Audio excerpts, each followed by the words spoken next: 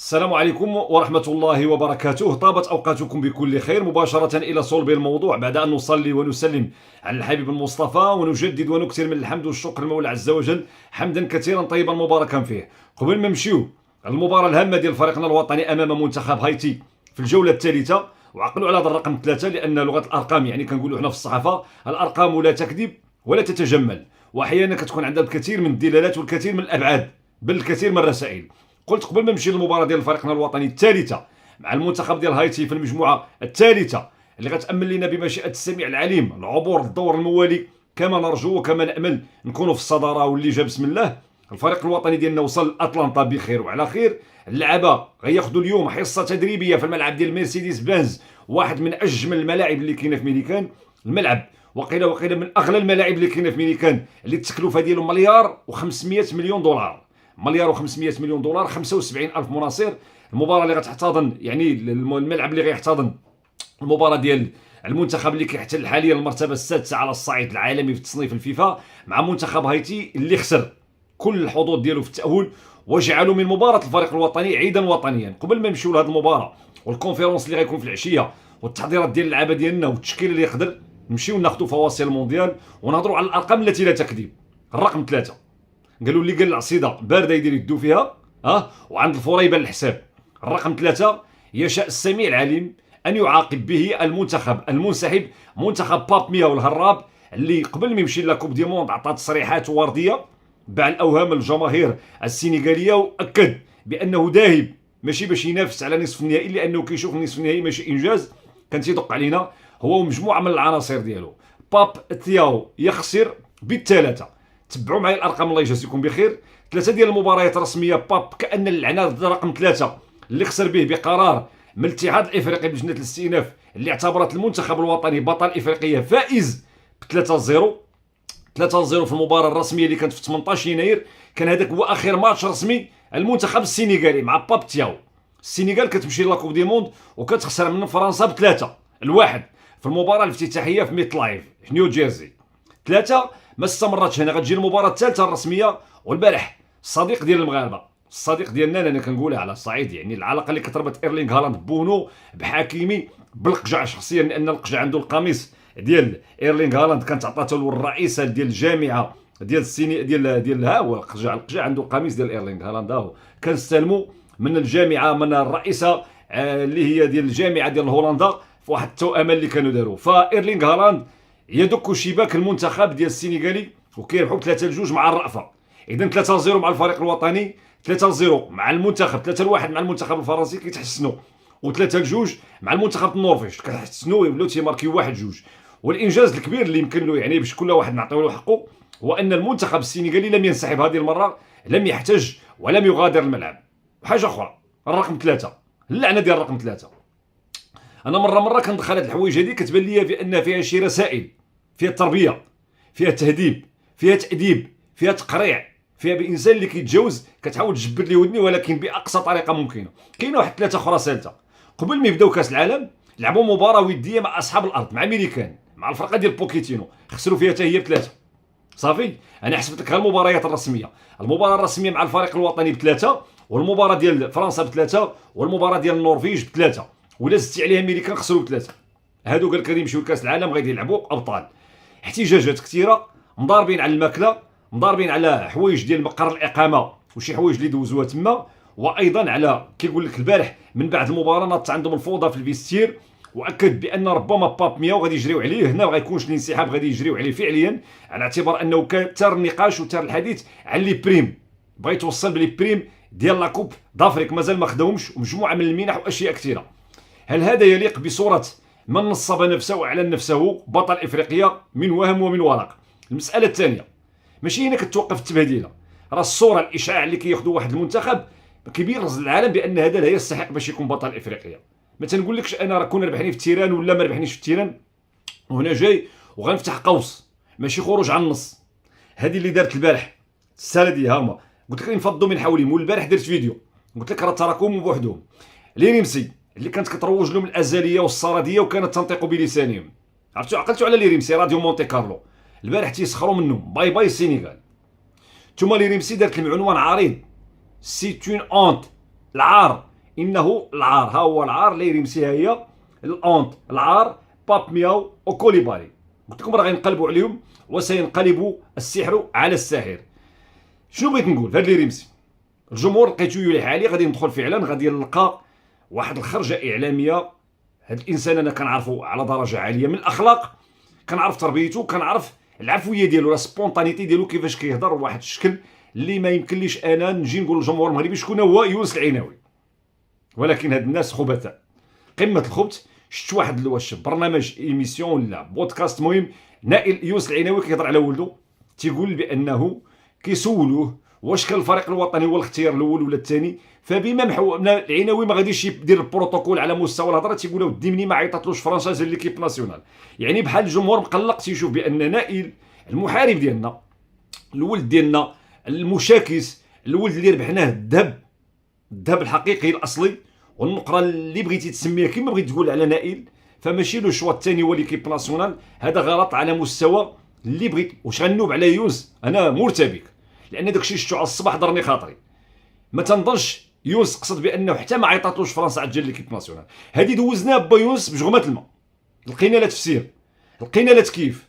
المساله الثانيه بانه كيقول كيسولوا المقدم ديال البرنامج واش كنتي في التيران؟ كنتي حدا يونس، انا الفوق وانت لتحت وشتك كاع، والتقط انا وياك تصويره في المباراه انا والولد ملي تضرب ولدك وشت المشاعر ديالكم قلتها فعلا. قال لهم 10 دقائق عندي الدار على التيران في الرباط، مزيان كيفاش شعرتي؟ والمنتخب ديال الاخر قال له لا ولدي اللي هو العناوي ما كيشعرش بنفسه بانه بطل افريقيا حيت ما ربحش فوق الكازون، وبانه يعني بحال لاباس اللي عنده تتويج باسل منين خداه على الصعيد القرار ديال الاتحاد الافريقي.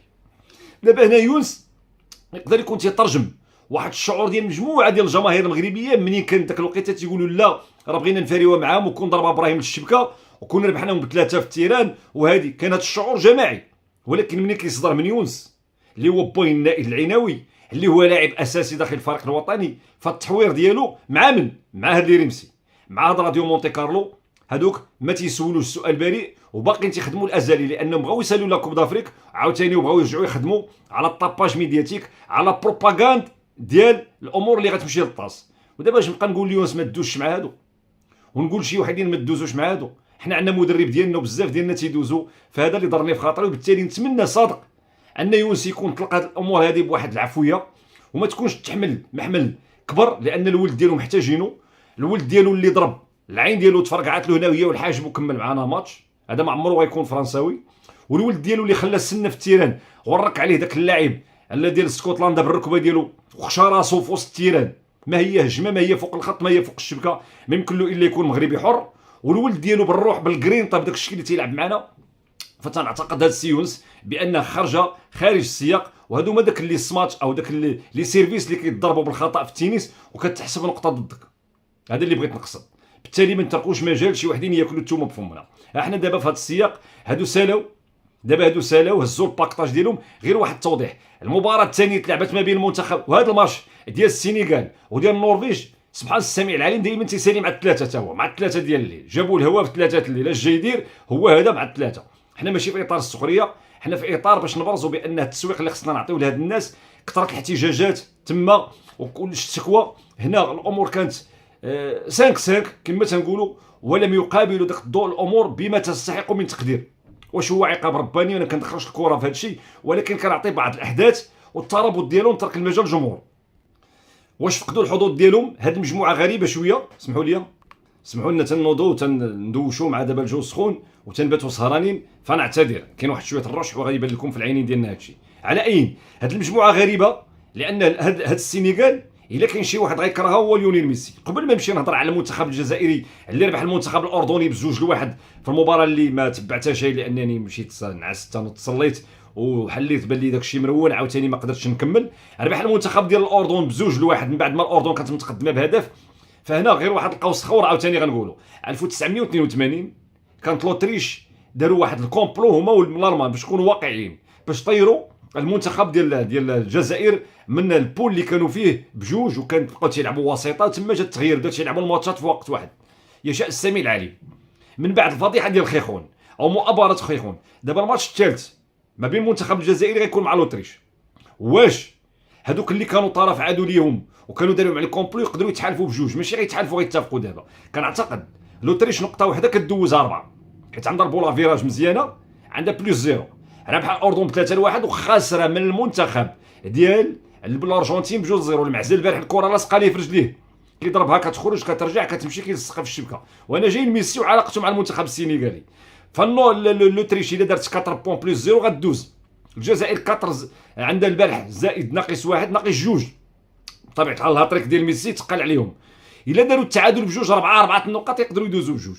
اذا هذاك الطرف اللي كان عدو ديالهم، شوفوا الايام كي كدور. سنه 1982 المؤامره ديال خيخون، النمسا الالمان. واش النمسا اللي كانت طرف وعدو يومها ضد الجزائر يقدروا يتحالفوا اليوم، او ان التعادل يدوزهم بجوج 4 النقاط؟ وهل ترضى الجزائر على نفسها تدخل وتلعب مع لوتريش باش دير التعادل ودوز 4 بوان موان 2 على مستوى البولا فيراج ودوز ثالثه؟ هذا غير فقط باش نقولوا شي حوايج كتوقع. مع ان المنتخب الجزائري غيلعب على 6 بوان ديالو ويدوز وصيف ديال المنتخب ديال البرغوث لابولغا صاحب الهاتريك في الماركه ديال المرمى ديال لوكا زيدان. بالنسبه للسينيغال تقدر دوز تروازيام. علاش؟ لان البولا فيراج عندها زائد ناقص 1 ناقص 2 مع فرنسا وناقص 1 3. خصها تمشي تلعب الماتش الثالث مع من؟ الماتش الثالث ديالهم مع قول لي النرويج مع العراق، الاسود ديال العراق اللي استقبلوا 7 الاهداف ويماركيو حصه كبيره ويتسناو زارهم مع اصحاب الثالثين. عاوتاني غيولي عندهم غير رقم 3. خسروا 3-0 معنا و3-0 مع امريكان و3 مع فرنسا و3 مع هادي، وخصهم يربحوا بكثار من 3 باش يصاوبوا البولا فيراج في الماتش الثالث كونتر العراق. واش تبعتوا معايا؟ انا ما تيهمنيش هادشي، تيهمني شي حوايج اللي بغيت نعطيها لكم. في المغرب شتا خيط سما، شتا خيط من السما وداك الشيء ما، وكان المغرب كان مستهدف على مستوى الملعب. ولا مباراه توقفت بسبب الماء، ولا مباراه توقفت بسبب الامطار ديال الخير، ولا مباراه توقفت بسبب ان الروبون ديال البالون ما كيضربش في الكره. البارح الماتش ديال فرنسا والعراق توقف. في كاس جحا في قطر الماتشات في ملعب خليفه، واحد من الملاعب ديال المونديال، في المباراه ديال الترتيب توقف. هادشي عاقلين عليه ولا؟ عطيونا حقنا شويه على اننا درنا شي حوايج التي لم تتم او لم يتم تسويقها اعلاميا كما ينبغي، باستثناء الاعلام الامريكي اللي كان جا وشاد هنا وقال بان للمغرب ملاعب تشرب الماء. فبطبيعه الحال هذه حوايج غير بغينا نشيروا ليها على سبيل التذكير ومن باب وذكر. الامور الاخرى المرتبطه كيفاش قلت لكم ميسي انه العدو ديالو هو المنتخب السينيغالي. ميسي مشى ضرب 3 البيوت الهاتريك على لوكا زيدان، ثم كيجي كيماركي دوبلي على لوتريش كيدير 5 البيوت، كيولي هو الهداف التاريخي لكاس العالم بوحدو. مبابي عطاتو السينيغال الحظ باش يدير 2 البيوت وزائد 2 البيوت اللي ماركا على العراق البارح هو 4. ايرلينغ هالاند جا ماركا تا هو 2 البيوت على المنتخب السينيغالي. يعني السينيغال عطات لا شونس، حتى نقولوا دابا حنا تعطاتنا الهك يفهم وقول ما عندناش شي مشكل. ميسي متابع او ملاحق من طرف ايرلينغ هالاند 4 البيوت وكيليان مبابي 4 البيوت، وبجوج ماركاو دوبلي على المنتخب السينيغالي اللي عنده الشرف انه خدا الدوبلي من جوج ديال الاخر.